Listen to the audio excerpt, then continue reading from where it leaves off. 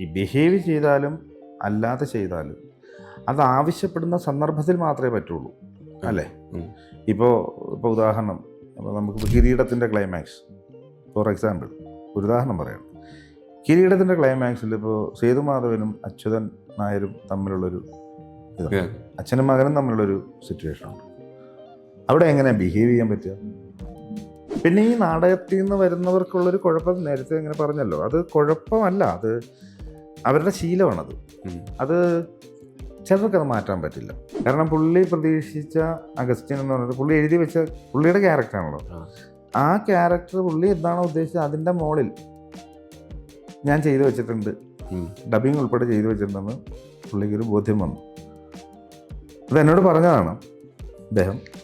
എന്നിട്ട് അപ്പം തീരുമാനിച്ചു, പാപ്പച്ചൻ സഹീർ മുഹമ്മദാണ്, ഇനി എവിടേക്കും പോകേണ്ടതില്ല എന്ന് പുള്ളി തീരുമാനിക്കായിരുന്നു. ഈ ബാഹുലിൻ്റെ 3 തിരക്കഥകളിലും അഭിനയിച്ചിട്ടുള്ള ഒരേ ഒരു ആർട്ടിസ്റ്റ് ഞാൻ മാത്രമാണ്. എന്തായാലും ഒരു സിനിമ സംവിധാനം ചെയ്യണം, ഒരെണ്ണമെങ്കിലും. മമ്മൂക്കയ്ക്ക് പറ്റിയ സബ്ജക്റ്റ് ഉണ്ട്, ലാലേട്ടന് പറ്റിയ സബ്ജക്റ്റ് ഉണ്ട്, ഫഹദിന് പറ്റിയ സബ്ജക്റ്റ് ഉണ്ട്, പലർക്ക് പറ്റിയ സബ്ജക്റ്റുകളും ഉണ്ട്. അത് ഞാനിങ്ങനെ മനസ്സിൽ ഡെവലപ്പ് ചെയ്തുകൊണ്ട് പോകുന്നുണ്ട്. 8 ഗ്ലാസ്സിലെ കഞ്ഞിവെള്ളത്തിൻ്റെ നിറവും വൈൻ ഗ്ലാസ്സിലെ ഷാമ്പയിൻ്റെ നിറവും എൻ്റെ ക്യാമറ വേർതിരിച്ച് കാണിച്ചിട്ടുണ്ട്. അത് കമ്മ്യൂണിസമാണെങ്കിൽ ഞാനൊരു കമ്മ്യൂണിസ്റ്റാണ്.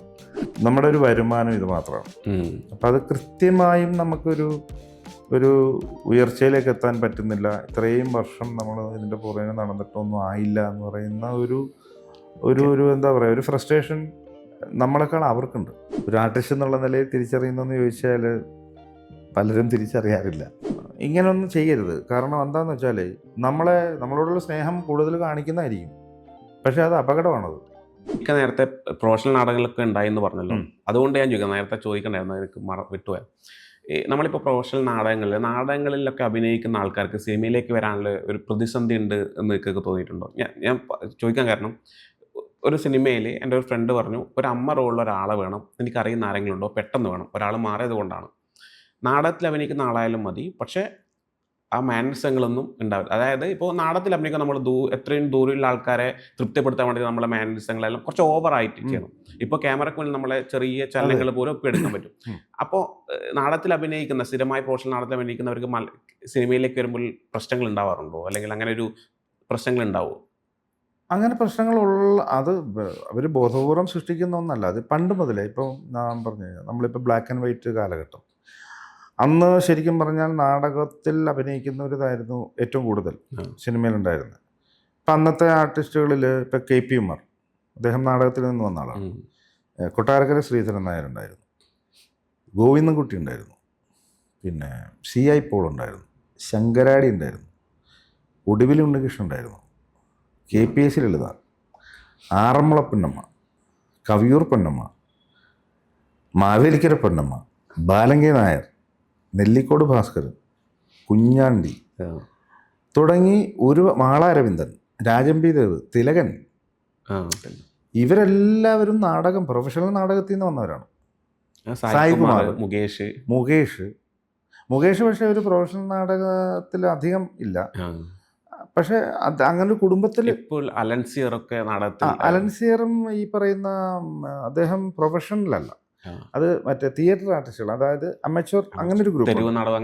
തെരുവല്ല, അല്ലാതെ തന്നെ ഹാളുകളിൽ ചെയ്യുന്ന തിയേറ്റർ ആർട്ടാണല്ലോ അത്. പ്രൊഫഷണൽ എന്ന് പറയുമ്പോൾ ഞാൻ ഉദ്ദേശിക്കുന്നത് ഈ ഉത്സവ പറമ്പുകൾ നാടകം ഉണ്ടല്ലോ, കൊമേഴ്സ്യൽ നാടകം, അതല്ല. അലൻസിയറും ഒന്നും അതല്ല. ഇപ്പോൾ പ്രതാപനുണ്ട്, KS പ്രതാപനുണ്ട്, കുറേ പേരുണ്ടാകും. അല്ല, അപ്പോൾ അവരിപ്പോൾ സിനിമയിലേക്ക് വരുമ്പോഴേ അവർ കുറച്ചും കൂടെ ശ്രദ്ധിക്കേണ്ടതായിട്ട് വരുന്നുണ്ടോ ഇപ്പോഴത്തെ ഒരു കാലത്ത്? അതായത് ഇപ്പം അഭിനയിക്കുക എന്നതിനപ്പുറത്തേക്ക് നിങ്ങൾ ബിഹേവ് ചെയ്താൽ മതി എന്നൊക്കെ പറയുന്ന കാലഘട്ടമാണല്ലോ ഇപ്പോൾ സിനിമയിൽ വരുന്നത്. അതിപ്പോൾ വേറെ കാര്യമുണ്ടെന്ന്. ഇപ്പോൾ ഈ ആക്ടിങ് ഇപ്പം പലരും പല രീതിയിൽ പറയാറുണ്ട്. ഇപ്പം ബിഹേവ് ചെയ്താൽ മതി എന്ന് പറയാറുണ്ട്. ഈ ബിഹേവ് ചെയ്താലും അല്ലാതെ ചെയ്താലും അത് ആവശ്യപ്പെടുന്ന സന്ദർഭത്തിൽ മാത്രമേ പറ്റുള്ളൂ, അല്ലേ? ഇപ്പോൾ ഉദാഹരണം, നമുക്കിപ്പോൾ കിരീടത്തിൻ്റെ ക്ലൈമാക്സ് ഫോർ എക്സാമ്പിൾ ഒരു ഉദാഹരണം പറയണം. കിരീടത്തിൻ്റെ ക്ലൈമാക്സിൽ ഇപ്പോൾ സേതുമാധവനും അച്യുതൻ നായരും തമ്മിലുള്ളൊരു അച്ഛനും മകനും തമ്മിലുള്ളൊരു സിറ്റുവേഷനുണ്ട്. അവിടെ എങ്ങനെയാണ് ബിഹേവ് ചെയ്യാൻ പറ്റുക? അവിടെ ഒരിക്കലും ബിഹേവ് ചെയ്യാൻ പറ്റില്ലല്ലോ. ബിഹേവ് ചെയ്യാന്ന് പറഞ്ഞാൽ അത് ഒരിക്കലും സാധ്യമല്ല. അവിടെ ഡ്രാമയുണ്ട്, മെലോ ഡ്രാമയുണ്ട്. അത് ഡ്രാമാറ്റിക് മൂവ്മെൻ്റാണ്. അവിടെ സേതുമാധവൻ ഒരു ഡ്രാമാറ്റിക് മൂവ്മെൻറ്റിൽ തന്നെയാണ്. പക്ഷേ പിന്നീട് അയാളൊരു മെലോ ഡ്രാമയിലേക്ക് പോകും. ഇദ്ദേഹത്തിൻ്റെ ക്യാരക്ടർ അത് തന്നെയാണ്. അവിടെ ബിഹേവ് ചെയ്യാൻ പറ്റില്ല. അപ്പം ബിഹേവിങ് എന്ന് പറയുന്നത് ആ സന്ദർഭം ആവശ്യപ്പെടുന്നിടത്ത് മാത്രമേ നമുക്ക് കൊടുക്കാൻ പറ്റുള്ളൂ, അല്ലേ? അല്ലാതെ എല്ലായിടത്തും കൊടുക്കാൻ പറ്റില്ല. ഈ ബിഹേവ് അല്ല, അത് അങ്ങനെ ചെയ്യുന്നതുണ്ട്, അങ്ങനെ ചെയ്യുന്നുണ്ട്. അപ്പോൾ അത് ഇപ്പം നമ്മൾ സറ്റിലായിട്ടൊരു കാര്യം ചെയ്യുക എന്ന് പറയുന്നത് പെട്ടെന്ന് ആളുകൾക്ക് റിലേറ്റ് ചെയ്യാൻ പറ്റുന്ന വളരെ നാച്ചുറലായിട്ട് ഉള്ള അഭിനയം എന്നൊക്കെ പറഞ്ഞു കേട്ടില്ലേ, അതാണ് ഈ ഉദ്ദേശിക്കുന്നതെന്നാണ് എനിക്ക് തോന്നിയിട്ടുള്ളത്. അല്ലാതെ എങ്ങനെ ബിഹേവ് ചെയ്യാൻ പറ്റും എനിക്ക് മനസ്സിലായിട്ടുള്ളത്.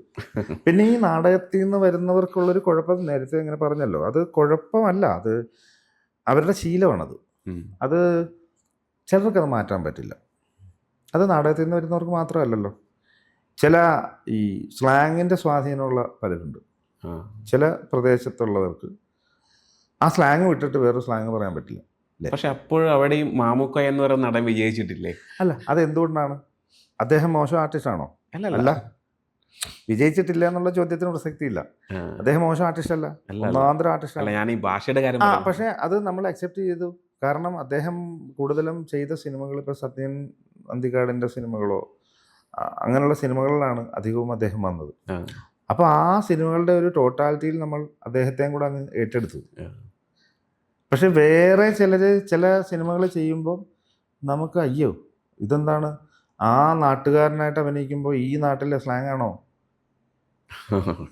എന്നുള്ളൊരു ചോദ്യം വരുന്നുണ്ട്. അങ്ങനെ ചില ക്യാരക്ടേഴ്സ് ചില ആർട്ടിസ്റ്റുകളുടെ പരാജയപ്പെട്ടിട്ടുണ്ട്. ഇപ്പോൾ മമ്മൂക്കയും മോഹൻലാൽ ലാലേട്ടനൊക്കെ പിന്നെ അങ്ങനെ ചെയ്തിട്ടുണ്ട്. അതൊക്കെ ഇപ്പോൾ തൂവാനത്തുമ്പികൾ അദ്ദേഹം തൃശ്ശൂർ സ്ലാങ് ചെയ്തു, മമ്മൂക്കയും ചെയ്തു, പ്രാഞ്ചേട്ടനും ചെയ്തു. മമ്മൂക്കയാണെന്ന് തോന്നുന്നു കൂടുതൽ അവസരങ്ങൾ കിട്ടിയിട്ടുള്ളത്, അതായത് വിവിധ സ്ലാങ്ങുകൾ ചെയ്യാൻ വേണ്ടിയിട്ട് കൂടുതൽ അവസരങ്ങൾ കിട്ടിയിട്ടുള്ളൊരു ഒരു ആർട്ടിസ്റ്റ്. അതൊരു ഭാഗ്യമാണ് മമ്മൂക്കയ്ക്കാണെന്നാണ് എനിക്ക് തോന്നുന്നത്. ലാലേട്ടന് വളരെ പരിമിതമായിരുന്നു. അതിൽ കൂടുതൽ നമുക്ക് എനിക്ക് തോന്നുന്നു കൂടുതൽ സ്ട്രെയിൻ എടുക്കും, അത് പഠിക്കാനുള്ള ഒരു താല്പര്യം കാണിക്കുകയൊക്കെ ചെയ്യുന്നത്. പഠിക്കാനുള്ള താല്പര്യം ഇപ്പം എല്ലാവർക്കും ഉണ്ട്, ലാലേട്ടനും ഉണ്ട് ഇതെല്ലാം. പക്ഷേ അങ്ങനെയുള്ളൊരു ക്യാരക്ടർ ഇല്ലാണ്ട് പറ്റില്ലല്ലോ. അപ്പം അങ്ങനെ പറ്റുന്നതാണ്. അപ്പം ഞാൻ നേരത്തെ പറഞ്ഞപ്പോൾ നാടകത്തിൽ നിന്ന് വരുന്നവർക്ക് ആ ഒരു സ്റ്റൈല് ഉണ്ട് എന്ന് പറയുന്നത് പോലെ തന്നെയാണ് ഇതും. പക്ഷെ അത് വേറൊരു കാര്യമുണ്ട്. ഇപ്പം അങ്ങനെ വരുമ്പോൾ അതിനെ നിയന്ത്രിക്കാൻ പറ്റുന്നവർ ഡയറക്ടേഴ്സ് ഉണ്ടെങ്കിൽ അത് ഓക്കെയാണ്, അത്രേ ഉള്ളൂ. ഇപ്പോൾ ഇക്ക ബാഹുലിൻ്റെ എല്ലാ സ്ക്രിപ്റ്റിലും ഇപ്പം ഇക്ക അഭിനയിച്ചിട്ടുണ്ട്. എങ്ങനെയാണ് നിങ്ങൾ തമ്മിലുള്ളൊരു ബന്ധം? എങ്ങനെയാണ് ഞങ്ങൾ തമ്മിലുള്ളൊരു ബന്ധം?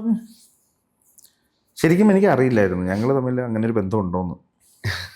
ഞാൻ പറഞ്ഞല്ലോ നേരത്തെ, ഞാൻ ഈ മോഹൻകുമാർ ഫാൻസ് എന്ന് പറയുന്ന സിനിമയിൽ അഭിനയിക്കാൻ ചെല്ലുമ്പോൾ അതിൻ്റെ DOP അദ്ദേഹമായിരുന്നു. ജസ്റ്റ് കണ്ടു പരിചയപ്പെട്ടു പോയി. പിന്നീട് ഞാൻ അദ്ദേഹത്തെ കാണുന്നത് ഈ കിഷ്കിന്ധാകാണ്ഡത്തിൽ അഭിനയിക്കാനായിട്ട് ചെന്നപ്പോഴാണ്. അപ്പോഴും ഞങ്ങൾ തമ്മിലൊരു ആത്മബന്ധമൊന്നുമില്ല. എന്നെ അറിയാം എന്നേ ഉള്ളൂ. അതിനുശേഷം പിന്നെ ഈ കേരള ഫയൽസ് സീസൺ 2 അതിൽ അഭിനയിക്കാൻ ചെല്ലുമ്പം അദ്ദേഹത്തിൻ്റെ സ്ക്രിപ്റ്റ് ആണെങ്കിൽ അദ്ദേഹം അവിടെ ഇല്ല. ഞാൻ ചെല്ലുന്ന ദിവസം അദ്ദേഹം അവിടെ ഇല്ല. അപ്പം ഞാൻ വെറുതെ അന്വേഷിച്ച് പറഞ്ഞു ഇന്നലെ വരെ ഉണ്ടായിരുന്നു, ഇനിയിപ്പോൾ നാളെ വരും, ഇന്നൊരു ദിവസം ഇല്ലയെന്ന് പറഞ്ഞു. അപ്പം ഞാൻ പറഞ്ഞു അയ്യോ ഞാൻ വരുന്ന ദിവസം തന്നെ പുള്ളി ഇല്ലാതായല്ലോ എന്ന് പറയുകയും ചെയ്തു. പിന്നീട് ഈ എക്കോയിലേക്ക് വിളിക്കുന്നു. അവിടെ ചെല്ലുമ്പോഴാണ് ഞങ്ങൾ തമ്മിൽ കൂടുതൽ അടുക്കുന്നത്. ഈ എക്കോയുടെ ഡബ്ബിങ് ടൈമിലാണ് പുള്ളി എന്നോട് ഈ കഥകളെല്ലാം പറഞ്ഞത്. പുള്ളി പല ഇൻ്റർവ്യൂകളിലും അതൊക്കെ സൂചിപ്പിച്ചിട്ടുണ്ടായിരുന്നു. അത് പുള്ളി ആദ്യം എൻ്റെ കുറേ ഷോർട്ട് ഫിലിംസ് കണ്ടിട്ടുണ്ട്. ഇപ്പോൾ ഓർമ്മകൾ ഉപ്പിലിട്ടത്, കൗവീന ശാസ്ത്രം, അങ്ങനെ കുറേ അധികം ഷോർട്ട് ഫിലിമുകൾ പലപ്പോഴായിട്ട് പുള്ളി കണ്ടിട്ടുണ്ട്. പർപ്പസ്ലി കണ്ടതല്ല, യാദൃശ്യമായിട്ടെന്തോ കണ്ട്, ഒരെണ്ണം കണ്ടു, വേറെണ്ണം കണ്ടു. അപ്പോൾ 2 ക്യാരക്ടേഴ്സ് രണ്ടാണ്. അപ്പം നോട്ടീസ് ചെയ്തു. പിന്നെ വേറെ ഏതോ ഒരെണ്ണം കണ്ടു, പിന്നെ സെർച്ച് ചെയ്തിട്ട് അങ്ങനെ എന്തൊക്കെ കണ്ടതിന് ശേഷം ഈ കിഷ്കിന്ധാകാണ്ഡത്തിലേക്ക് എന്നെ ഒരു ക്യാരക്ടർ ഏൽപ്പിക്കണമെന്ന് പുള്ളിക്കൊരു താല്പര്യം വരുന്നു. ഇതൊരു സസ്പെൻസാണ്, ഈ കഥയൊന്നും എനിക്കറിയില്ലായിരുന്നല്ലോ. അത് ഈ എക്കോയുടെ ഡബ്ബിങ് ടൈമിലാണ് പുള്ളി എന്നോട് ഈ കഥയൊക്കെ പറഞ്ഞത് ഒരു ദിവസം. അങ്ങനെ പുള്ളിക്കൊരു താല്പര്യം വന്നിട്ട് ബോബി സത്യശീലൻ എന്ന് പറയുന്ന അസോസിയേറ്റിനോട് പറഞ്ഞിട്ട് എന്നെ വിളിപ്പിക്കുകയായിരുന്നു. ഒരു സീനെങ്കിൽ ഒരു സീൻ. അപ്പോൾ ദിഞ്ചിത്ത് അറിയാണ്ടാണ് വിളിപ്പിച്ചത്. അപ്പോൾ ദിഞ്ചിത്തും ഞാനുമായിട്ട് ഇങ്ങനെ കണക്ഷൻ ഉണ്ടെന്നുള്ളത് ബാഹുലിന് അറിയില്ല. അതൊരു ജൂനിയർ ആർട്ടിസ്റ്റ് ചെയ്യേണ്ട ഒരു സാധനമേ ഉള്ളൂ. അപ്പോൾ അതിനിപ്പോൾ പിന്നെ ദിഞ്ചിത്തിൻ്റെ അടുക്ക് ചോദിക്കേണ്ട കാര്യമില്ല. കാര്യം ബാക്കി എല്ലാവരെയും അങ്ങനെയാണ്. അസോസിയേറ്റ് ഡയറക്ടർ ആണ് പ്ലാൻ ചെയ്ത്. അവർ അഭിജിത്ത് ഉണ്ട് അതിൽ അസോസിയേറ്റ്. അപ്പോൾ അവരെല്ലാം കൂടി പ്ലാൻ ചെയ്തിട്ടാണ് ഈ ചെറിയ ചെറിയ ക്യാരക്ടേഴ്സിനൊക്കെ ഫിക്സ് ചെയ്ത് വെച്ചിരിക്കുന്നത്. അത് ദിഞ്ചിത്തിനോട് അങ്ങനെ, കാരണം മെയിൻ സംഭവങ്ങൾ മാത്രമേ ദിഞ്ചിത്തിൻ്റെ, ബാക്കി എല്ലാം പിന്നെ അങ്ങനെ ചെയ്യാറില്ല. അസോസിയേറ്റ്സിന് ഒരു സ്വാതന്ത്ര്യമുണ്ട്. അക്കൂട്ടത്തിൽ ഇത് എന്നുള്ള തരത്തിലാണ്. പക്ഷെ ബാഹുലാണ് പറഞ്ഞത് ഇങ്ങനെ ഒരാളുണ്ടെന്ന് പറഞ്ഞിട്ട്. അപ്പം നമ്പർ കളക്ട് ചെയ്തിട്ട് വിളിക്കാൻ പറഞ്ഞു. അപ്പം ബോബി പറഞ്ഞില്ല, നമ്പർ എൻ്റെ കയ്യിലുണ്ടെന്ന് പറഞ്ഞു. നിങ്ങളമ്മ പരിചയമുണ്ടോ? ഞങ്ങളമ്മ തൊട്ട് മുമ്പ് പാപ്പച്ചൻ ഒളിവിലാണെന്ന് പറഞ്ഞിട്ട് സിൻഡോ സണ്ണിയുടെ ഒരു സിനിമ ചെയ്തിട്ടുണ്ടെന്ന് പറഞ്ഞു. ഓക്കെ, അങ്ങനെ അവിടെ ചെല്ലുന്നു, അത് ചെയ്യുന്നു. അപ്പോഴാണ് ദിഞ്ചിത്ത് ഇടപെടുന്നത്. ദിഞ്ചിത്ത് ഇടപെട്ടുകൊണ്ടാണ് വേറെ 2 സീനും കൂടി ഇതിനകത്തേക്ക് ആഡ് ആവുന്നത്. അങ്ങനെ ഇച്ചിരി വലുതാവുന്നു. പിന്നീട് കേരള ക്രൈം ഫയൽസിൻ്റെ പരിപാടി നടക്കുന്നു. പുള്ളി ഈ ക്യാരക്ടർ എഴുതി അഹമ്മദ് കബീറുമായിട്ട് സംസാരിക്കുമ്പോൾ പറയുന്നു, ഇങ്ങനെ ഈ ക്യാരക്ടർ എൻ്റെ മനസ്സിലുള്ള ആളുണ്ട്, പുള്ളി ചെയ്താൽ കൊള്ളാം എന്ന് പറഞ്ഞു. നിർബന്ധമൊന്നും പറഞ്ഞില്ല, അങ്ങനെ പുള്ളി ചെയ്താൽ കൊള്ളാമെന്നുണ്ടെന്ന്. അപ്പോൾ ഇതിന് പാരലായിട്ട് ഇവർ ഓൾറെഡി ഈ കാസ്റ്റിംഗ് ഏജൻസിക്ക് കൊടുത്തിട്ടുണ്ട്, ഇങ്ങനത്തെ ക്യാരക്ടർ ഉൾപ്പെടെ കുറച്ച് പേരെ വേണമെന്ന് പറഞ്ഞിട്ട്. അവരെന്നെ സമീപിച്ചു ഈ ക്യാരക്ടർ ചെയ്യാൻ വേണ്ടിയിട്ട്. അവർക്കൊരു ഓഡീഷൻ കൊടുത്തിട്ട് ഞാൻ നിൽക്കുന്ന സമയമാണ്. എനിക്ക് വലിയ പ്രതീക്ഷയൊന്നുമില്ല. ഒരു ദിവസം വിളിച്ചിട്ട് പറഞ്ഞു, ഇതുപോലെ ഡയറക്ടർക്ക് കാണണമെന്ന് പറഞ്ഞു, എറണാകുളത്തേക്കൊന്ന് വരാൻ പറ്റുമെന്ന് ചോദിച്ചു. ഞാൻ എറണാകുളത്തേക്ക് വരുന്നു. പക്ഷെ അന്ന് പുള്ളി ലൊക്കേഷൻ കണ്ടോ, അങ്ങനെ അതിനകത്ത് പോയിരിക്കാം അഹമ്മദ്, കാണാൻ പറ്റിയില്ല. പക്ഷേ അസോസിയേറ്റൊക്കെ ഉണ്ടായിരുന്നു. അപ്പോൾ അവർ 1-2 സീനൊക്കെ എന്നെ കൊണ്ട് ചെയ്യിപ്പിച്ചു. ഞാനിങ്ങനെ പോന്നു. അപ്പോൾ എനിക്ക് പ്രതീക്ഷയൊന്നുമില്ല വിളിക്കുന്നുള്ളത്. വിളിച്ചു, ഞാൻ ചെല്ലുന്നു. ബാഹുലില്ല, ചെയ്തു, തിരിച്ചു പോകുന്നു. അതിൻ്റെ ഡബ്ബിങ്ങിന് പോകുമ്പോഴും ബാഹുലില്ല. ഞാൻ ഡബ്ബിങ് എല്ലാം കഴിഞ്ഞിട്ട് പിന്നെ അതിൻ്റെ മിക്സിങ് എന്തോ നടക്കുന്ന സമയത്ത് ബാഹുൽ ഇതിൻ്റെ വിഷ്വൽസ് കാണും. വിഷ്വൽസ് കണ്ടപ്പോൾ എൻ്റെ സീൻ കണ്ടു. എൻ്റെ സീൻ കണ്ടപ്പോൾ പുള്ളിക്ക് ഭയങ്കര ഇതായി. കാരണം പുള്ളി പ്രതീക്ഷിച്ച അഗസ്റ്റിൻ എന്ന് പറഞ്ഞിട്ട് പുള്ളി എഴുതി വെച്ച പുള്ളിയുടെ ക്യാരക്ടറാണല്ലോ. ആ ക്യാരക്ടർ പുള്ളി എന്താണോ ഉദ്ദേശിച്ചത് അതിൻ്റെ മുകളിൽ ഞാൻ ചെയ്തു വെച്ചിട്ടുണ്ട്, ഡബ്ബിങ് ഉൾപ്പെടെ ചെയ്തു വെച്ചിട്ടുണ്ടെന്ന് പുള്ളിക്കൊരു ബോധ്യം വന്നു. അത് എന്നോട് പറഞ്ഞതാണ് അദ്ദേഹം. എന്നിട്ട് അപ്പം തീരുമാനിച്ചു, പാപ്പച്ചൻ സഹീർ മുഹമ്മദാണ്, ഇനി എവിടേക്കും പോകേണ്ടതില്ല എന്ന് പുള്ളി തീരുമാനിക്കായിരുന്നു. എന്നിട്ട് അത് രഞ്ജിത്തിനോട് ഷെയർ ചെയ്യുന്നു. രഞ്ജിത്ത് പറഞ്ഞ ഉറപ്പ്, നല്ല സന്തോഷം, പുള്ളി തന്നെ ചെയ്യട്ടെ എന്നുള്ളതായിരുന്നു. അങ്ങനെയാണ് ഞാൻ ഈ ബാഹുലിൻ്റെ 3 തിരക്കഥകളിൽ ഞാൻ അഭിനയിക്കുന്നത്. പിന്നെ അതിനകത്തൊരു കാര്യം, ഈ ബാഹുലിൻ്റെ 3 തിരക്കഥകളിലും അഭിനയിച്ചിട്ടുള്ള ഒരേ ഒരു ആർട്ടിസ്റ്റ് ഞാൻ മാത്രമാണ്. അതെ മനസ്സിലായില്ലേ? ഇപ്പോൾ ഈ ആനിമൽ ട്രിയോളജി എന്ന് പറയുന്നുണ്ട്, ഹ്യൂമൻ ട്രിയോളജി, അത് ഹ്യൂമൻ ട്രിയോളജി ആണെന്നാണ് ഞാൻ പറയുന്നത്. ആനിമൽ ട്രിയോളജി ശരിക്കും പറഞ്ഞാൽ ആനിമൽ ട്രിയോളജി എന്ന് പറയാം. പക്ഷേ ഒരു സിനിമയിൽ കുരങ്ങാണ്, ബാക്കി 2 തിരക്കഥകളിൽ പട്ടിയാണ്. ഇത് 3 ഒരേ ഒരാളാണ്. അങ്ങനെ ഒരു പ്രത്യേകതയുണ്ട്, ഒരു ഭാഗ്യമാണ്. ഇപ്പം ഇക്ക പറഞ്ഞു സംവിധായകനാകാനാണ് എനിക്ക് ആഗ്രഹം ഉണ്ടായിരുന്നു. ആദ്യം മുതൽ കുറേ ഷോർട്ട് ഫിലിം ചെയ്തു, തിരക്കഥാ സംഭാഷണം ഒക്കെ ചെയ്തിട്ടുണ്ടായിരുന്നു. ഇനിയെപ്പോഴൊക്കെ ഒരു സിനിമയിലേക്കുള്ളൊരു സംവിധായകനായിട്ട് വരുന്നത്? എന്തായാലും ഒരു സിനിമ സംവിധാനം ചെയ്യണം, ഒരെണ്ണമെങ്കിലും. എന്തായാലും ഇപ്പോഴൊന്നും ഇല്ല. കാരണം ഈ നമ്മൾ ഇപ്പോൾ ഒരു കാര്യത്തിൽ ഫോക്കസ് ചെയ്ത് നിൽക്കുകയല്ലേ. അപ്പോൾ അത് പരമാവധി അങ്ങോട്ട് പോട്ടെ, എവിടെ വരെ പോകുമെന്ന് നോക്കാം. എന്നിട്ടൊരു ഒരു സന്ദർഭം വെക്കും. ആ സന്ദർഭത്തിൽ ഒരെണ്ണമെങ്കിലും ഒരു നല്ല സിനിമ ചെയ്യണം എന്നെനിക്ക് ആഗ്രഹം. കുറേ അധികം സബ്ജക്റ്റുകളുണ്ട്. മമ്മൂക്കയ്ക്ക് പറ്റിയ സബ്ജക്റ്റ് ഉണ്ട്, ലാലേട്ടന് പറ്റിയ സബ്ജക്റ്റ് ഉണ്ട്, ഫഹദിന് പറ്റിയ സബ്ജക്റ്റ് ഉണ്ട്, പലർക്കും പറ്റിയ സബ്ജക്റ്റുകളും ഉണ്ട്. അത് ഞാനിങ്ങനെ മനസ്സിൽ ഡെവലപ്പ് ചെയ്തുകൊണ്ട് പോകുന്നുണ്ട്. പണ്ടൊക്കെ ഒരുപാടുണ്ടായിരുന്നു, അതൊക്കെ എടുത്ത് ചവിട്ടുകൊട്ടയിൽ എറിഞ്ഞു. കാരണം അതൊക്കെ കാലഹരണപ്പെട്ടു പോയ കഥകൾ. ഇപ്പോൾ പുതിയ കാലത്ത് കൃത്യമായും ഇപ്പോഴത്തെ ജനറേഷനോടൊപ്പം സഞ്ചരിക്കുന്നതുകൊണ്ട് അപ്ഡേറ്റഡ് ആണ്.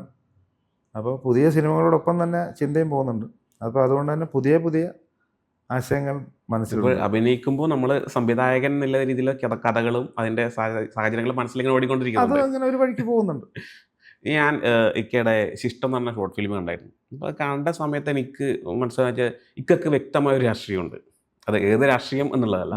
അപ്പോൾ ഞാൻ ചോദിച്ചത്, അത് പറയാൻ പറ്റുമെന്ന് മാത്രം പറഞ്ഞാൽ മതി. ഇക്കയുടെ കാഴ്ചപ്പാടിലെ രാഷ്ട്രീയം എന്ന് പറയുന്നത് എന്താണ്? രാഷ്ട്രീയത്തെക്കുറിച്ച് ഞാൻ അങ്ങനൊന്നും ഒരു വലിയ ചിന്തയിലേക്കൊന്നും പോയിട്ടില്ല. അതിപ്പോൾ എന്താ അതിനൊരു ആൻസർ പറയുക? എനിക്ക് അങ്ങനൊരു വ്യക്തമായൊരു മറുപടി പറയാൻ പറ്റില്ല. ഈ നമ്മൾ ചെയ്യുന്നത് ഇപ്പോൾ രാഷ്ട്രീയം എന്ന് പറയുമ്പോൾ പെട്ടെന്നൊരാൾ മനസ്സിൽ ഞാൻ വിചാരിക്കുന്നത് പറഞ്ഞ പൊളിറ്റിക്സ് അല്ലേ, കൊടിയുടെ നിറമല്ല ഞാൻ ഉദ്ദേശിക്കുന്നത്. അല്ല, പെട്ടെന്നൊരാൾ വിചാരിക്കുന്നത് അതൊരു ചുവന്ന കൊടിയാവാം, അതല്ലെങ്കിൽ ഒരു ത്രിവർണ്ണ പതാകയാവാം, അതല്ലെങ്കിൽ ഒരു കാവിക്കൊടിയാവാം, അല്ലെങ്കിൽ വേറെ ഏതെങ്കിലും കൊടിയാവാം. ഒരു കൊടിയുടെ നിറമോ അതിൻ്റെ കീഴിലുള്ള കുറേ അണികളോ അതാണ് രാഷ്ട്രീയം എന്ന് പറയുന്ന ഒന്ന് ഉണ്ട്. ഇപ്പോൾ കമ്മ്യൂണിസം എന്താണ് എന്ന് ചോദിച്ചാൽ, ഇപ്പം ഞാൻ പണ്ട് അഭിനയിച്ചൊരു നാടകമുണ്ട്, പ്രമാണി എന്നൊരു നാടകം. ബേബിക്കുട്ടനാണ്, ബേബിക്കുട്ടൻ എന്ന് പറയുന്ന അദ്ദേഹമാണ് അതിൻ്റെ വളരെ എക്സ്ട്രാ ബ്രില്യൻ്റ് ആയിട്ടുള്ളൊരു നാടകകൃത്താണ്. അദ്ദേഹം ഈ പ്രമാണിയിൽ എഴുതി വെച്ചൊരു ഡയലോഗുണ്ട്. അപ്പോൾ ഒരു കഥാപാത്രത്തോട് വേറൊരു കഥാപാത്രം, നീ കമ്മ്യൂണിസ്റ്റാണോ എന്ന് ചോദിക്കും.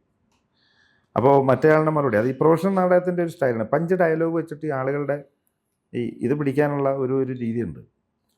വെട്ട് ഗ്ലാസ്സിലെ കഞ്ഞിവെള്ളത്തിൻ്റെ നിറവും വൈൻ ഗ്ലാസ്സിലെ ഷാമ്പയിൻ്റെ നിറവും എൻ്റെ ക്യാമറ വേർതിരിച്ച് കാണിച്ചിട്ടുണ്ട്. ഇതൊരു ക്യാമറമാനാണ്. വെട്ട് ഗ്ലാസ്സിലെ കഞ്ഞിവെള്ളത്തിൻ്റെ നിറവും വൈൻ ഗ്ലാസ്സിലെ ഷാമ്പയിൻ്റെ നിറവും എൻ്റെ ക്യാമറ വേർതിരിച്ച് കാണിച്ചിട്ടുണ്ട്. അത് കമ്മ്യൂണിസമാണെങ്കിൽ ഞാനൊരു കമ്മ്യൂണിസ്റ്റാണ് എന്ന് പറഞ്ഞ പോലെയാണ് രാഷ്ട്രീയം. അത് എന്താണ്, ഏതൊരു പ്രശ്നത്തിനും ഒരു രാഷ്ട്രീയമുണ്ടല്ലോ, ഏതൊരു വിഷയത്തിനും ഒരു രാഷ്ട്രീയമുണ്ട്. ഒരു കവിള് വെള്ളം കുടിക്കുന്നതിനും ഒരു രാഷ്ട്രീയമുണ്ട്, അല്ലേ? അത്രേ ഉള്ളൂ. ഞാനല്ലാതെ, എന്നാൽ എനിക്കൊരു പക്ഷമുണ്ട്, അത് നല്ലതിൻ്റെ പക്ഷമാണ്, കെട്ടതിൻ്റെ പക്ഷമല്ല. അതേത് പക്ഷം എന്ന് ഞാൻ പറയും. ഇല്ലല്ല, പറയണ്ട, ഞാൻ പറഞ്ഞത് പക്ഷം പറയണ്ടെന്ന് പറഞ്ഞത് അതുകൊണ്ടായിരുന്നു. ഈ സിനിമയിൽ ഇപ്പം ഭയങ്കരമായി സജീവമാണല്ലോ, അപ്പോൾ കുടുംബത്തിന് സപ്പോർട്ടൊക്കെ എങ്ങനെയാണ്? കുടുംബത്തിൻ്റെ സപ്പോർട്ട് സിനിമയ്ക്ക് മാത്രമല്ല, ഞാൻ നാടകത്തിൽ പോകുന്ന സമയത്തും എനിക്ക് തീർച്ചയായും എൻ്റെ കുടുംബത്തിൻ്റെ സപ്പോർട്ടുണ്ടായിരുന്നു. എൻ്റെ ഒരു നാടകം വീടിനടുത്ത്, വീടിൻ്റെ അവിടെ നിന്നൊരു എനിക്ക് തോന്നുന്നൊരു 4-5 കിലോമീറ്റർ അപ്പുറത്ത് ഒരു നാടകം നടക്കുന്നു പണ്ട്. അപ്പം നാടകം ഏതാണ്ട് ഫസ്റ്റ് സീൻ കട്ടൻ വീണപ്പോൾ ഞാൻ ഈ ഗ്രീൻ റൂം എന്ന് പറയും, ഇതിൻ്റെ പുറയിൽ ഈ നമ്മൾ അണിഞ്ഞൊരുങ്ങുന്ന, ഞാനതിൻ്റെ വെളിയിലൊരു കസേരയിട്ട് ഇരിക്കുമ്പോൾ നമ്മുടെ വീടിന് തൊട്ടപ്പുറത്തുള്ളൊരു ഓട്ടോക്കാരൻ അവിടെ വന്നു. ഞാൻ ചോദിച്ചു, ഇവിടെ എപ്പോൾ വന്നു? അത് ഞങ്ങൾ നാടകം തുടങ്ങുന്നതിന് മുമ്പ് വന്നു. ഞങ്ങൾ എന്ന് പറഞ്ഞു. ഞങ്ങൾ ആരൊക്കെ ഉണ്ട്? അത് നിങ്ങളുടെ ഉമ്മ ഉണ്ട്, എന്നോട് പറയാം. പിന്നെ അപ്പുറത്ത് അക്കയുണ്ട്, ചേച്ചി. ഞാൻ ഉമ്മയോ? ആ, ഉമ്മ വിളിച്ച് പറഞ്ഞു ഇതുപോലെ നല്ല നാടകം ഉണ്ടോന്ന് കാണണം എന്ന് പറഞ്ഞിട്ട് ഓട്ടോറിക്ഷ വിളിച്ച് വന്നതാണ്. ഞാൻ ചുമ്മാ ഇവിടെ അവിടെ ഇരിപ്പുണ്ടെന്ന് ഫ്രണ്ടിൽ. ഞാൻ ചെന്ന് നോക്കുമ്പോൾ ആ ആൾക്കാരുടെ ഇടയിൽ ഉമ്മ ഇരിപ്പുണ്ട്. സത്യം പറഞ്ഞാൽ ഞാൻ വല്ലാതായി. കാരണം എന്താ ചെയ്യണ്ടേ? അതൊരു സപ്പോർട്ടിൻ്റെ ഭാഗമാണല്ലോ തീർച്ചയായിട്ടും. പിന്നെ സിനിമയിലെത്തിയപ്പോഴും ആ സപ്പോർട്ട് വാപ്പയുടെയും ഉമ്മയുടെയും പിന്നെ ഒരു സഹോദരിയാണുള്ളത്, അവരുടെ ഭാഗത്തുനിന്ന് ഒക്കെ ഉണ്ട്. ഇപ്പോൾ സഹോദരിയുടെ ഭർത്താവിൻ്റെ ഭാഗത്തുനിന്നുണ്ട്. പിന്നെ ഭാര്യയുടെ ഭാഗത്തുനിന്ന് പൂർണ്ണമായും, അത് വേറൊന്നും കൊണ്ടല്ല, ഇല്ല എന്നല്ല, ഉണ്ട്. ഞാൻ സിനിമയിൽ നിൽക്കുന്ന സമയത്താണ് ഞാൻ വിവാഹിതനാവുന്നത്. പിന്നെ ഇപ്പോഴത്തെ പ്രശ്നങ്ങൾ സ്വാഭാവികമായും നമുക്ക് ഈ നമ്മുടെ ഒരു വരുമാനം ഇത് മാത്രമാണ്. അപ്പം അത് കൃത്യമായും നമുക്കൊരു ഉയർച്ചയിലേക്ക് എത്താൻ പറ്റുന്നില്ല. ഇത്രയും വർഷം നമ്മൾ ഇതിൻ്റെ പുറകെ നടന്നിട്ടൊന്നും ആയില്ല എന്ന് പറയുന്ന ഒരു എന്താ പറയുക, ഒരു ഫ്രസ്ട്രേഷൻ നമ്മളെക്കാൾ അവർക്കുണ്ട്. മനസ്സിലായില്ലേ? അപ്പം ഒരു സാമ്പത്തിക സുരക്ഷിതത്വമൊന്നും ആയില്ല. ഇനി 2 കുട്ടികൾ ഇങ്ങനെ ആയി, അവരുടെ പഠിപ്പ്, അവരുടെ മറ്റു കാര്യങ്ങൾ, ഇതൊക്കെ എന്ത് ചെയ്യും എന്ന് പറയുന്ന ഒരു വീട്ടമ്മയുടെ ഒരു സ്വാഭാവികമായ ഒരു ആശങ്കയാണത്. അപ്പം അതുകൊണ്ട് എന്നോട് പേഴ്സണലി എനിക്ക് നിങ്ങൾ ഇതിനൊന്നും പോകുന്ന ഇഷ്ടമല്ല എന്ന് പറയുമെങ്കിലും മറ്റുള്ളവരോട് അന്വേഷിക്കാറുണ്ട്. എന്നിങ്ങനെയുണ്ട്. സിനിമ കാണും. സിനിമ അങ്ങനെ തിയേറ്ററിൽ പോയി കാണണമെന്ന് വലിയ ആഗ്രഹം പ്രകടിപ്പിക്കാറില്ല. പിന്നെ ഞാൻ അങ്ങനെ കൊണ്ടുപോയാലേ ഉള്ളൂ. പക്ഷെ പലപ്പോഴും അതിന് പറ്റാറില്ല. കാരണം ഒരുമിച്ച് പോകാൻ പറ്റാറില്ല. നമ്മൾ സ്ഥിരമായി ഇല്ലല്ലോ. അപ്പം ഏതെങ്കിലും ഒരു സാഹചര്യത്തിൽ പോകണമെന്ന് വരുമ്പോൾ വേറെ എന്തെങ്കിലും ഒരു വിഷയമായിട്ട് മാറും, വേറെ എന്തെങ്കിലും ഒരു പ്രോഗ്രാം വരും, അങ്ങനെ പോകാറുണ്ട്. അത് പൂർണ്ണമായും സപ്പോർട്ടില്ലായ്മയല്ലത്, ഇതാണ് അതിൻ്റെ കാരണം. സപ്പോർട്ടുണ്ട്, എൻ്റെ മുമ്പിൽ പ്രകടിപ്പിക്കത്തില്ല. നമ്മളിപ്പോൾ എക്കോയിലേക്കാണ് തിരിച്ചു വരാം. അവിടെ ഇപ്പം നരേൻ്റെ കൂടെയാണ് കൂടുതൽ ഷോട്ടുകൾ സീനുകളൊക്കെ ഉള്ളത്. എങ്ങനെയായിരുന്നു നരേനുമായിട്ടുള്ള എക്സ്പീരിയൻസ് ഒക്കെ? നരേനുമായിട്ടുള്ള എക്സ്പീരിയൻസ് ഞങ്ങളൊരു മുൻപരിചയമുണ്ട്. അത് വലിയ കാര്യമായ ഒരു പരിചയമല്ല. ഞാൻ അസോസിയേറ്റ് ആയിട്ട് നിൽക്കുന്ന സമയത്ത് ഞാൻ ഇടയ്ക്ക് ലീവ് എടുക്കും. ലീവ് എടുക്കുക എന്ന് പറഞ്ഞാൽ നമ്മൾ അന്നത്തെ ഒരു വർക്കിൻ്റെ ഒരു രീതി എന്ന് പറഞ്ഞാൽ ഒരു പടം കഴിഞ്ഞാൽ സ്ട്രെയിറ്റ് അടുത്ത പടമാണ്. ഒരു ഗ്യാപ്പ് വീട്ടിലേക്ക് പോകാൻ പറ്റാത്ത സാഹചര്യമായിരുന്നു അന്ന്. തിരക്കോട് തിരക്ക്. ഒരു പടം കഴിഞ്ഞാൽ ഇപ്പോൾ പൊള്ളാച്ചിയിലൊരു പടം ഷൂട്ട് കഴിഞ്ഞു ഒന്ന്, മറ്റന്നാൾ ട്രിവാൻഡ്രത്തൊരു പടം തുടങ്ങുകയാണെങ്കിൽ പൊള്ളാച്ചിയിൽ നിന്ന് നേരെ ട്രിവാൻഡ്രത്തേക്ക് പോകണം സ്ട്രെയിറ്റ്. അത് ഈ കായംകുളം വഴി എൻ്റെ നാട് വഴിയാണ് പോകുന്നത്. പക്ഷേ വീട്ടിലോട്ട് കയറാൻ സമയം കിട്ടില്ല. നേരെ ട്രിവാൻഡ്രത്ത് പോയിട്ട് ജോയിൻ ചെയ്യും. ജോയിൻ ചെയ്തിട്ട് ഏതെങ്കിലും ഒരു ദിവസം നേരത്തെ തീരുന്നൊരു ദിവസം വൈകുന്നേരം വീട്ടിൽ വന്നിട്ട് പിറ്റേ ദിവസം ഏർലി മോർണിംഗ് തിരിച്ച് അവിടെ എത്തും. ഇതായിരുന്നു നമ്മുടെ അന്നത്തെ ഒരു അവസ്ഥ. അപ്പം ഞാൻ എന്ത് ചെയ്യുന്നു, ഞാൻ വർഷത്തിലൊരിക്കൽ ഈ നോമ്പിൻ്റെ ഒരു ടൈമില്ലേ, ഒരു മാസം, ആ ഒരു സമയത്ത് സാറിനോട് പറഞ്ഞിട്ട്, ആനന്ദക്കുട്ടി സാറിനോട് പറഞ്ഞു, സാർ ഇതുപോലെയാണ്, നോമ്പാണ്, ഇച്ചിരി ഭക്തി ആദരപൂർവ്വം ജീവിക്കണം എന്ന് ആഗ്രഹമുണ്ടെന്നൊക്കെ പറഞ്ഞിട്ട് ആ ഒരു മാസം ലീവ് എടുക്കുന്ന ഒരു സമയം. ആ സമയത്ത് അദ്ദേഹം ചെയ്യുന്നത് അന്നൊരിക്കൽ എന്ന് പറഞ്ഞിട്ട് ശരചന്ദ്രൻ വയനാട് ചെയ്ത സിനിമയാണ് അന്നൊരിക്കൽ. അതിൽ ഹീറോ ലീഡ് ക്യാരക്ടർ അന്ന് നരേനല്ല, അന്ന് സുനിലാണ്, ഇദ്ദേഹമായിരുന്നു. അപ്പം ഞാനിങ്ങനെ പോവാതെ നിന്നു. ഏതാണ്ട് ഷൂട്ട് തീരാനൊരു 10 ദിവസം ഉള്ളപ്പോൾ സർക്കാർ ദാദ എന്ന് പറഞ്ഞിട്ടൊരു സിനിമയാണെന്ന് തോന്നുന്നുണ്ട്, ജയറാമിൻ്റെ, കോഴിക്കോട് ഹരിദാസിൻ്റെ ഒരു സിനിമ, ജയറാമിൻ്റെ സിനിമ. ആനന്ദക്കുട്ടി സാർ നേരത്തെ കമ്മിറ്റഡ് ആയൊരു പടം. അതവർ പെട്ടെന്ന് തുടങ്ങാൻ വേണ്ടി പ്ലാൻ ചെയ്തു ട്രിവാൻഡ്രത്ത്. മറ്റേ പടം ഗുണ്ടൽപേട്ടിലായിരുന്നു ഷൂട്ട്. അപ്പോൾ അങ്ങനെ പ്ലാൻ ചെയ്തപ്പോൾ ഇദ്ദേഹത്തിനും ഞങ്ങൾ 3 പേരായിരുന്നു. പിന്നെ അപ്രൻറ്റീസായിട്ടൊരു പയ്യനുണ്ടായിരുന്നു, സുരേഷ്. അപ്പോൾ ഇതിൽ ഒരാളിനെ കൊണ്ട് പുള്ളി അങ്ങ് പോയപ്പോൾ മറ്റേ ആൾ ക്യാമറ ചെയ്യണം. ഈ സുരേഷ് എന്ന് പറയുന്ന പയ്യനെ കൂടെ നിർത്തിയിട്ട് കാര്യമില്ല, ഒരാൾ ഹെൽപ്പ് ചെയ്യാൻ വേണം, അസോസിയേറ്റിൻ്റെ ഒരാൾ വേണം. 10 ദിവസത്തെ ഗ്യാപ്പുണ്ട്, ഈ വർക്ക് ബാലൻസ് ഉണ്ട്. അത് കുറേ അധികം പാച്ചുണ്ട്, കുറേ സോങ് കട്ടുകളുണ്ട്, കുറേ സീൻസ് ഉണ്ട്, അതെല്ലാം ആർട്ടിസ്റ്റുകളും ഉണ്ട്. ജൂനിയർ ആർട്ടിസ്റ്റുകളെയൊക്കെ വെച്ചിട്ട് വലിയ വൈഡായിട്ടുള്ള സംഭവങ്ങളുണ്ട്, കുറേ അധികം പരിപാടി ബാലൻസ് കിടക്കുക. അങ്ങനെ ഒരു ദിവസം ഇദ്ദേഹം എന്നെ വിളിച്ചിട്ട് ഇങ്ങനെ ഒരു പ്രശ്നമുണ്ട്, ജസ്റ്റ് ഒന്ന് വന്ന് ഹെൽപ്പ് ചെയ്യണം, ഞങ്ങളിതുപോലെ പോവുകയാണെന്ന് പറഞ്ഞു. അങ്ങനെ ഞാൻ പോയി. അങ്ങനെ ചെന്നപ്പോഴാണ് ഈ നരേനെ ഞാൻ കാണുന്നത്, സുനിലിനെ ഞാൻ കാണുന്നു. ഞങ്ങൾ ജസ്റ്റ് പരിചയപ്പെട്ടു പോയി എന്നേ ഉള്ളൂ. പക്ഷെ ഇവിടെ വന്നപ്പോൾ ഞാനതിങ്ങനെ ഓർമ്മിപ്പിച്ചു. പുള്ളി പറഞ്ഞു, ഇല്ല നമ്മൾ അങ്ങനെ പരിചയപ്പെട്ടില്ലല്ലോ. പക്ഷേ ഇവിടെ ഇപ്പോൾ ആദ്യത്തെ ദിവസം തന്നെ ഞങ്ങൾ സെറ്റായെന്ന് പറഞ്ഞാൽ നമ്മൾ അങ്ങോട്ട് റെസ്പെക്റ്റ് കൊടുക്കും, പുള്ളി തിരിച്ച് അതേപോലെ ഇങ്ങോട്ട് റെസ്പെക്റ്റ് തരും.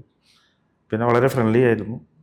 ഞങ്ങൾ പഴയ അനുഭവങ്ങൾ ഒരുപാട് അദ്ദേഹത്തിൻ്റെ അനുഭവം ഒരുപാട് പറഞ്ഞു, ഞാനും പറഞ്ഞു. പിന്നെ ഞങ്ങളുടെ ഒരു പ്രത്യേകത, ഞങ്ങൾ 2 പേരും ക്യാമറയിൽ നിന്ന് വന്നവരാണ്. അങ്ങനെ പ്രത്യേകതയുണ്ട്. അപ്പോൾ അതൊക്കെ കോയിൻസിഡൻസ് ആണ്, അറിയാണ്ട് സംഭവിച്ചു പോയതാണ്.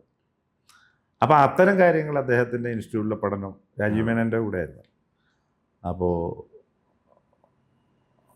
അത് പറഞ്ഞു, എൻ്റെ വിശേഷങ്ങൾ അങ്ങനെ അങ്ങോട്ടും പറഞ്ഞു. അങ്ങനെ നല്ല രസമായിരുന്നത്. ഇതിലിപ്പം ഒരു കാർ ആക്സിഡൻ്റ് ആവുന്ന ഒരു സീനൊക്കെ ഉണ്ടല്ലോ, അത് ഒറിജിനൽ ആണെന്നൊക്കെ കേട്ടിട്ടുണ്ട്. അത് ഒറിജിനൽ എന്ന് പറയുന്നതല്ല, ഒറിജിനൽ അങ്ങനെയല്ല.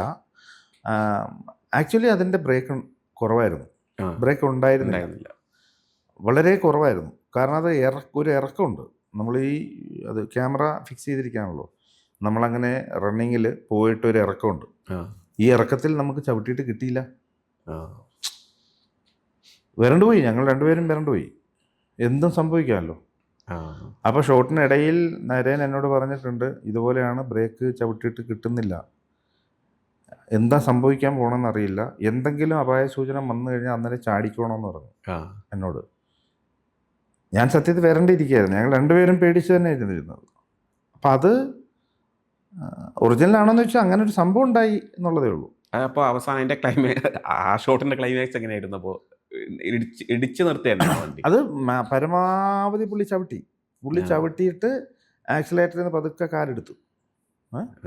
അങ്ങനെ അപ്പോൾ തൊട്ട് പുറകിൽ നമ്മുടെ ഫ്രണ്ടിൽ നമ്മുടെ ആളുകളുണ്ട്, ഇതിൻ്റെ ഫ്രണ്ടിൽ ആളുകൾ പോകുന്നുണ്ട്, നമ്മുടെ ആളുകൾ തന്നെ ബൈക്കിലും ഒക്കെ ആയിട്ട് വരുന്നുണ്ട്. അപ്പോൾ നമ്മളിങ്ങനെ വിളിച്ചു പറഞ്ഞു ഇങ്ങനെ ഒരു വിഷയമുണ്ട് എന്ന് പറഞ്ഞപ്പോഴത്തേക്ക് അവരെടുത്ത് ബ്ലോക്കായി കല്ല് കൊണ്ടുവച്ചു. കല്ലുകൾ ഇങ്ങനെ കൊണ്ടുവച്ചു. അപ്പോൾ സൈഡിൽ നിന്ന് കല്ലുകൾ കൊണ്ടുവച്ചപ്പോൾ പതുക്കെ അങ്ങനെ പോയിട്ട് അവിടെ അങ്ങ് നിന്നു, രക്ഷപ്പെട്ടു. അങ്ങനെ കുറേ സംഭവങ്ങൾ. അങ്ങനെ നിന്ന സമയത്താണ് ഈ പിന്നെ അത് നരേൻ പല ഇൻ്റർവ്യൂവിലും പറഞ്ഞു, ഈ പിന്നെ വണ്ടി കൊണ്ടുവന്ന ഒരു പയ്യൻ അവൻ ഈ ബ്രേക്ക് ഓയിലുമായിട്ട് വരികയാണ്. സാർ അതിൻ്റെ ബ്രേക്ക് ഇച്ചിരി കുറവാണ്, അപ്പോൾ ഓയിൽ ഒഴിക്കേണ്ടതുണ്ട്. എന്ത് ചെയ്യാനാ? പഴയ അംബാസഡർ കാറാണേ, അത് ഈ തൃശ്ശൂർ സൈഡിൽ നിന്ന് എവിടെയോ ചാലക്കുടിയോ അവിടെ നിന്ന് അങ്ങോട്ട് കൊണ്ടുവന്ന കാറാണത്. ഇപ്പം ഇക്കിപ്പം കുറേ കാലം ക്യാമറയ്ക്ക് പുറകിലായിരുന്നു പ്രവർത്തിച്ചുകൊണ്ടിരുന്നത്, ഇപ്പോഴാണ് ക്യാമറയ്ക്ക് മുന്നിലേക്ക് വരുന്നത്. ഇപ്പം എങ്ങനെ ആൾക്കാരൊക്കെ തിരിച്ചറിയുന്നുണ്ടോ? എങ്ങനെയാണ് അതിൻ്റെ ഒരു എക്സ്പീരിയൻസ്? ഒരു ആർട്ടിസ്റ്റ് എന്നുള്ള നിലയിൽ തിരിച്ചറിയുന്നതെന്ന് ചോദിച്ചാൽ പലരും തിരിച്ചറിയാറില്ല. ഇല്ല, എന്നെ അറിയാവുന്നവരുണ്ടല്ലോ, അപ്പോൾ അറിയാവുന്നവർക്കൊക്കെ. പിന്നെ ഇപ്പം സിനിമ കണ്ടതിന് ശേഷം എൻ്റെ നമ്പർ കളക്ട് ചെയ്തിട്ട് വിളിക്കുകയോ ഏതെങ്കിലും ആവശ്യത്തിന് വിളിക്കുകയോ ഒക്കെ ചെയ്യുന്നവരുണ്ട്. അവർക്ക് പെട്ടെന്ന് എന്നെ കണ്ടാൽ മനസ്സിലാവും. അതല്ലാതെ ഇപ്പോൾ നമ്മൾ ട്രെയിനിലോ ബസ്സിലോ ഉള്ളൊരു യാത്രകൾ ഞാൻ പലപ്പോഴും അത് നോക്കിയിട്ടുണ്ട്. ഒരാളും എന്നെ അങ്ങനെ തിരിച്ചറിഞ്ഞിട്ട് ഇത് ചെയ്തിട്ടില്ല. അങ്ങനെ എന്തെങ്കിലും എക്സ്പീരിയൻസ് ഉണ്ടോ? എക്സ്പീരിയൻസ് ഉണ്ട്. എക്സ്പീരിയൻസ് ഒരിക്കലൊരു ഞാൻ കായംകുളത്തുനിന്നൊരു എറണാകുളം യാത്ര ട്രെയിനിൽ. അപ്പോൾ ജനറൽ കമ്പാർട്ട്മെൻറ്റിലാണ്, സീറ്റില്ല, നല്ല തിരക്കുണ്ട്. ഞാൻ പിന്നെ ഈ സീറ്റ് ഇരിക്കുന്ന ഒരു പയ്യൻ ഇരുന്നിട്ട് ഈ മൊബൈലിൽ ലവ് അണ്ടർ കൺസ്ട്രക്ഷൻ എന്ന് പറഞ്ഞിട്ട് ഞാൻ അഭിനയിച്ച ഒരു വെബ് സീരീസ് കാണുന്നുണ്ട്, ഇയർഫോണൊക്കെ വെച്ചിട്ട് കണ്ടുകൊണ്ടിരിക്കും. അപ്പോൾ തൊട്ടിപ്പുറത്ത് ഞാൻ നിൽക്കുകയാണ്. അപ്പോൾ എനിക്കിങ്ങനെ കാണാം ഇവൻ ഇത് കണ്ടുകൊണ്ടിരിക്കുന്നു. അപ്പം എൻ്റെ സീക്വൻസുകളൊക്കെ വരുമ്പോൾ ഇതിങ്ങനെ ആസ്വദിക്കുന്നുണ്ട്, തനിയെ ചിരിക്കുന്നുണ്ട്. അതൊക്കെ എനിക്ക് ഞാൻ കാണുന്നുണ്ട്.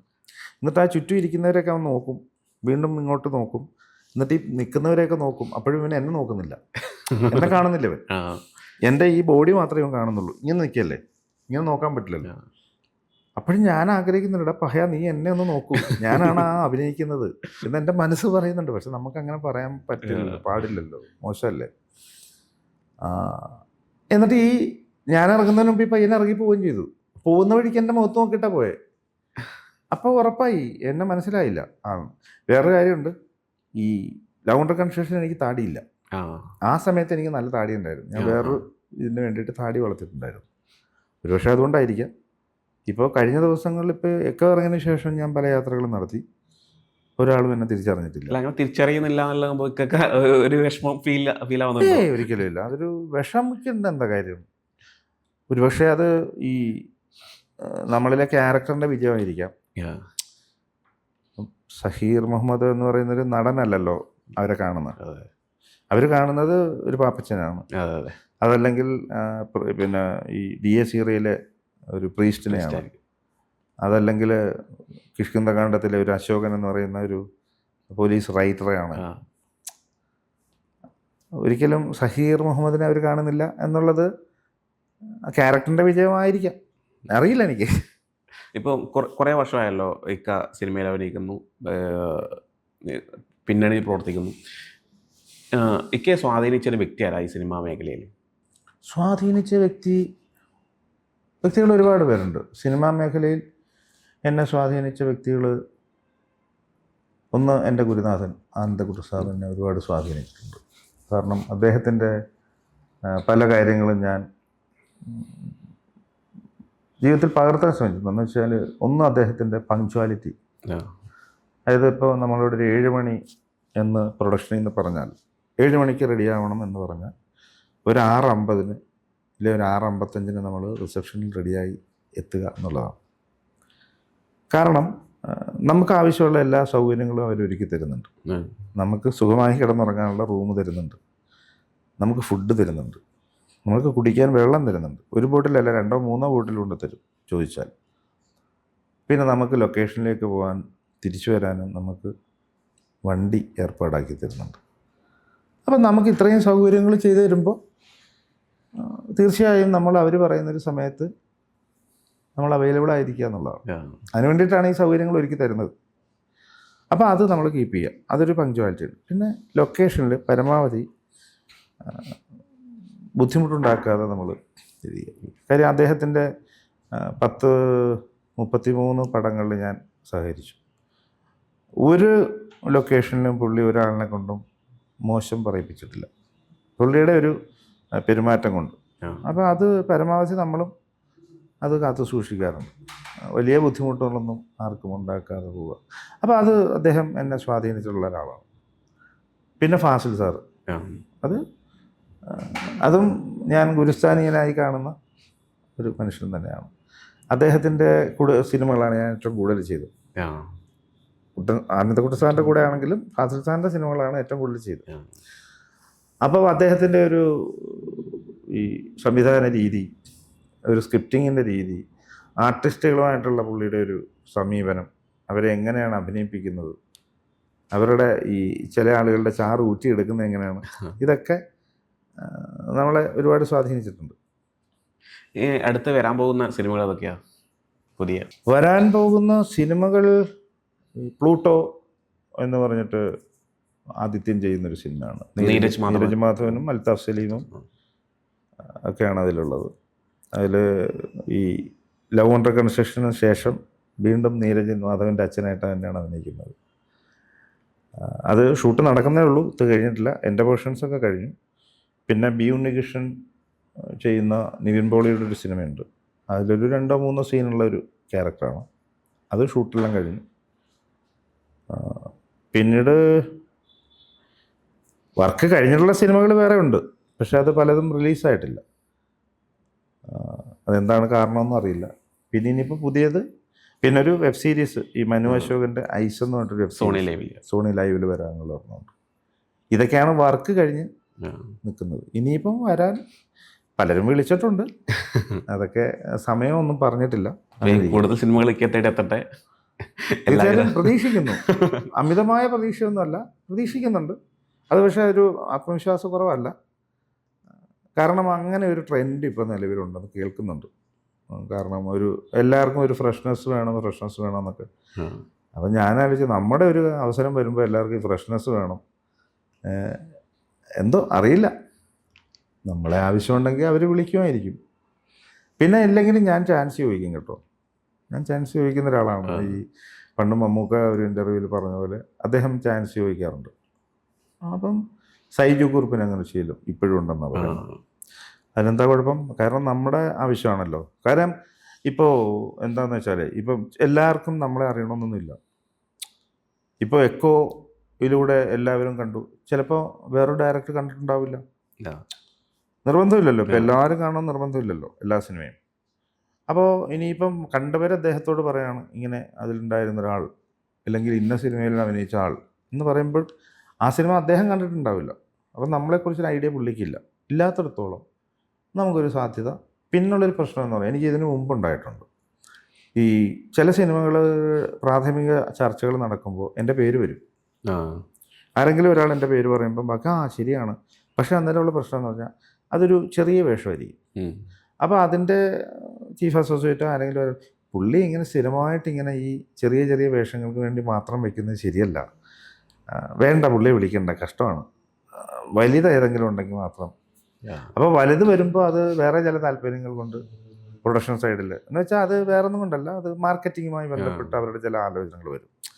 അത് സ്വാഭാവികമാണ്, അത് എസ്റ്റാബ്ലിഷ്ഡ് ആയിട്ടുള്ള ആർട്ടിസ്റ്റുകളെ വെച്ചുകൊണ്ട് പോകുന്നതായിരിക്കും അവരുടെ മാർക്കറ്റിംഗ് സൈഡ് റെഡിയാവാൻ നല്ലത്. അപ്പോൾ സ്വാഭാവികമായിട്ടും നമ്മളെപ്പോലുള്ളവരുടെ പരിപാടി ചിലപ്പം നടക്കണമെന്നില്ല. അപ്പോൾ അങ്ങനെയൊക്കെ ചില ക്യാരക്ടേഴ്സൊക്കെ പോയിട്ടുണ്ട് കയ്യിൽ നിന്ന്. പിന്നെ ഈ പറഞ്ഞ പോലാണ്, ആരെങ്കിലുമൊക്കെ വിളിക്കും എന്ന് പ്രതീക്ഷിക്കുന്നു, വിളിക്കട്ടെ. നമുക്കിത് അവസാനിപ്പിക്കാം. അതിന് മുമ്പേ ഞാൻ ഒരു ചോദ്യം ചോദിക്കാൻ. ലാലേട്ടൻ അഭിനന്ദിച്ചൊരു ഈ വാട്സപ്പിലൊരു പോസ്റ്റ് ഇങ്ങനെ പ്രചരിക്കുന്നുണ്ട്. അതെന്താണ് സംഭവം? അതായത് ആദ്യം തന്നെ എഴുതിയിരിക്കുന്നത് ഇങ്ങനെയാണ്, സഹീർ ബ്രോ, ലാലേട്ടൻ അങ്ങനെ വിളിക്കോ എന്നുള്ളത്. അത് ശരിക്കും പറഞ്ഞാൽ ഞാൻ തന്നെ ഞെട്ടിപ്പോയൊരു സംഭവമാണ്. അത് എനിക്കൊരു സുഹൃത്ത് അയച്ചു തന്നു, ഇങ്ങനൊരു സംഭവം ഒരു വാട്സപ്പ് ഗ്രൂപ്പിൽ കണ്ടു എന്ന് പറഞ്ഞിട്ട്. അപ്പം ഞാൻ ചോദിച്ചു ഏത് വാട്സപ്പ് ഗ്രൂപ്പാണ്? അത് ഏതൊരു സ്കൂളിലെ ഗ്രൂപ്പാണ്, പൂർവ്വ വിദ്യാർത്ഥികളുടെ ഒരു ഗ്രൂപ്പാണ്. അങ്ങനെ ഞാൻ അന്വേഷിച്ചപ്പോൾ വിവിധങ്ങളായ വാട്സപ്പ് ഗ്രൂപ്പുകളിലേക്ക് ഈ സാധനം പോയിട്ടുണ്ട്. അപ്പം എവിടെയൊക്കെ പോയി എന്നൊന്നും എനിക്കറിയില്ല. അവരുടെ ഒരു അന്വേഷണത്തിൽ കുറേ ഗ്രൂപ്പുകളുണ്ടെന്ന് പറഞ്ഞു. അപ്പം ഞാൻ എന്താ ചെയ്യേണ്ടത്, ഞാൻ ആകപ്പാടെ പരിഭ്രമിച്ചു. കാരണം ഈ ലാലേട്ടൻ എനിക്ക് അങ്ങനെ ഒരു മെസ്സേജ് പേഴ്സണലി അയച്ചിട്ടില്ല, എന്നെ അഭിനന്ദിച്ചുകൊണ്ട് ഒന്നും അയച്ചില്ല. മാത്രമല്ല ഇപ്പം എൻ്റെ നമ്പർ പുള്ളിയുടെ ഇല്ല, ഞങ്ങൾ അങ്ങനെ ഒരു കോണ്ടാക്റ്റും ഇല്ല. ഞങ്ങൾ തമ്മിൽ അറിയാം, ഞങ്ങൾ ഒരുമിച്ച് വർക്കുകൾ ചെയ്തിട്ടുണ്ട് ഇതിനു മുമ്പ്. ഈ ലാസ്റ്റ് ഈ എക്കോയുടെ ഡബ്ബിങ് നടക്കുന്ന സമയത്ത് ഇവിടെ എറണാകുളത്ത് സ്റ്റുഡിയോയിൽ വെച്ചിട്ട് ഞങ്ങൾ തമ്മിൽ കണ്ടു. എന്നോട് ചോദിച്ചു എന്താ ഇവിടെ എന്ന് ചോദിച്ചു. അപ്പം ഞാൻ പറഞ്ഞു ഇതുപോലെ ഡബ്ബിങ്ങോ, എന്തിൻ്റെ ഡബ്ബിങ്? ഞാൻ പറഞ്ഞു ഇത് സിനിമ. ഓ പറഞ്ഞാൽ ഇതിനു മുമ്പ് എന്നോട് പറഞ്ഞല്ലോ സിനിമയിൽ അഭിനയം തുടങ്ങിയെന്നല്ലേ. അപ്പോൾ ഇതിലുണ്ടോ, നല്ല വേഷമാണോ എന്നൊക്കെ ചോദിച്ചു. പുള്ളി ഞാൻ കയറി പോവുകയും ചെയ്തു. ആ പുള്ളിയുടെ എന്തോ സോങ് റെക്കോർഡ് ചെയ്യാൻ വേണ്ടി പോകുന്ന സമയത്താണ് എന്നെ കണ്ടത്. അപ്പം അങ്ങനെ നേരിട്ട് കണ്ടാൽ ആ പഴയ സൗഹൃദം കാണിക്കും എന്നല്ലാണ്ട് വലിയൊരു ആത്മബന്ധമൊന്നുമില്ല, ഞങ്ങൾ തമ്മിൽ അങ്ങനെ കമ്മ്യൂണിക്കേഷനും ഇല്ല. എൻ്റെ നമ്പർ പുള്ളിയുടെ ഇല്ല, പുള്ളിയുടെ നമ്പർ എൻ്റെ കയ്യിലും ഇല്ല. അപ്പം അങ്ങനെ ഇല്ലാത്തിടത്തോളം പുള്ളി എനിക്ക് അയച്ച ഒരു വാട്സപ്പ് മെസ്സേജിൻ്റെ ഒരു ടെക്സ്റ്റ് പോലെയാണ് ഞാനിത് കണ്ടപ്പോൾ എനിക്ക് തോന്നിയത്. രണ്ടാമത് എനിക്ക് ഡൗട്ട് അടിച്ചത് ഷഹീർ ബ്രോ എന്നൊരു സംബോധന പുള്ളി, ബ്രോ എന്ന് പറയുന്ന സംബോധന പുള്ളി ആരോടും നടത്തുന്ന ഒരാളല്ലല്ലോ. കാരണം പുള്ളിയുടെ കാലഘട്ടത്തിലൊരു ഭാഷാപ്രയോഗം അല്ല അത്. അപ്പോൾ തന്നെ എനിക്ക് ഡൗട്ട് അടിച്ചു. അപ്പോൾ ഇതൊരു ഫേക്ക് ആണെന്ന് എനിക്ക് മനസ്സിലായി. ഞാൻ പിന്നെ ചെയ്യാനുള്ളൊരു മാർഗ്ഗം എന്താണെന്ന് വെച്ചാൽ ഞാൻ എൻ്റെ ഇതിൽ നിന്നൊരു വോയിസ് ക്ലിപ്പ് ഇട്ടിട്ട് ഈ ഒരു കക്ഷിക്ക് അയച്ചു കൊടുത്തു. ഞാൻ പറഞ്ഞു എത്രയും പെട്ടെന്ന് നിങ്ങൾ ആ ഗ്രൂപ്പിലേക്ക് ഇത് ഷെയർ ചെയ്യുക, അങ്ങനെ സ്പ്രെഡ് ആയിക്കോട്ടെ എന്ന് പറഞ്ഞു. കാരണം ഇല്ലെങ്കിൽ അത് മോശമാണ്. ഞാനിത് മാനിപ്പുലേറ്റ് ചെയ്തിട്ട് ഞാനിത് പുള്ളിയുടെ പേര് വെച്ചിട്ട് ഞാനിത് നാട്ടുകാരെ പറ്റിക്കുന്നു എന്നൊരു തോന്നൽ സിനിമാക്കാർക്കിടയിലും നമ്മളെ ഇഷ്ടപ്പെടുന്നവരുടെ ഇടയിലും ഉണ്ടാവും. അതെൻ്റെ കരിയറിനെ ബാധിക്കുന്നൊരു വിഷയമാണ്. മാത്രമല്ല ഈ സാധനം എങ്ങനെയെങ്കിലും ലാലേട്ടൻ്റെ കയ്യിലെത്തിക്കഴിഞ്ഞാൽ അദ്ദേഹത്തിനെ കുറിച്ച് എന്ത് വിചാരിക്കും? മോശമാണ് ഇതൊക്കെ. ശരിക്കും പറഞ്ഞാൽ ഈ നമ്മളെ ഇങ്ങനെയൊന്നും ചെയ്യരുത്. കാരണം എന്താണെന്ന് വെച്ചാൽ നമ്മളോടുള്ള സ്നേഹം കൂടുതൽ കാണിക്കുന്നതായിരിക്കും, പക്ഷേ അത് അപകടമാണത്. അത് പലർക്കും അറിയാത്തതുകൊണ്ടാണ്. എന്തായാലും ആ ചോദ്യം വന്നത് നന്നായി. ഇതെനിക്ക് ഇത് പറയാനൊരു അവസരം കൂടെ കിട്ടി. അതുകൊണ്ട് ദയവ് ചെയ്ത് ആരും ഇത്തരം മെസ്സേജുകളൊന്നും അയച്ച് എന്നെ എന്താണ് മറ്റേ ജഗദീശേട്ടൻ സിനിമയിൽ പറഞ്ഞതുപോലെ ആനന്ദ നിർവൃതിയിൽ ആറാടിക്കരുത് പ്ലീസ്. അതെ. അപ്പോൾ ഇത്രയും സമയം നമുക്ക് വേണ്ടി തന്നതിന് വളരെ നന്ദി. ആശംസകൾ. Okay, thank you. ഓക്കെ. സമയം മലയാളം വാർത്തകൾ ഇനി ടൈംസ് ഓഫ് ഇന്ത്യ സൂപ്പർ ആപ്പിലും. ഇതിനായി പ്ലേ സ്റ്റോറിൽ നിന്നോ ആപ്പ് സ്റ്റോറിൽ നിന്നോ times of India app install ചെയ്യൂ. മലയാളം ഭാഷ തിരഞ്ഞെടുക്കൂ. വാർത്തകൾ ആസ്വദിക്കാം. എല്ലാം ഇനി സമയത്തിൽ.